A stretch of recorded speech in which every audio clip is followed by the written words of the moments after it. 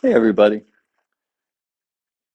In the last video, I talked a bit about the three pillars to getting ready for the long bike trip, riding 550 plus miles to go receive teachings from my meditation teacher, Mingyur Rinpoche. In that video, I described how I'm dividing the training up into three categories. The first category is to develop aerobic capacity, the ability to be in the saddle 8 to 10 hours a day for day after day after day. The second part is to train my structure. So develop the capacity to be in the saddle for 8 to 10 hours a day, day after day, and make sure that my neck doesn't hurt. And best I can, get on the saddle so much that maybe my butt doesn't hurt either.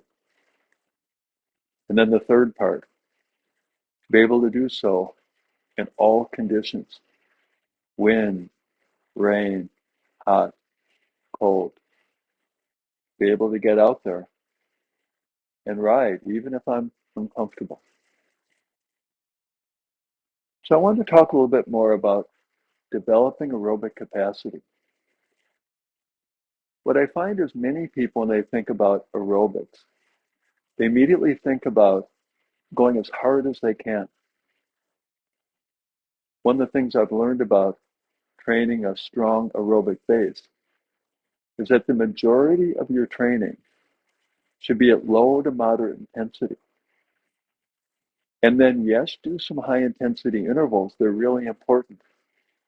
But make the high intensity work the condiment and not the main course. I do about 80% of my training in what's called zone 1 and zone 2 cardio. The level of cardio where I can carry on a conversation. Then about 20% of my training is high intensity, where I'm breathing so hard that there's no way I could carry on a conversation. When I plan my weeks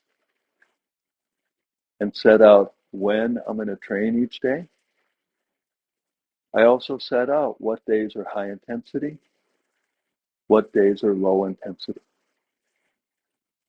In summary, if you're interested in increasing your capacity, whether or not it's for a long bike trip, maybe you'd like to have more energy, or be able to be more active.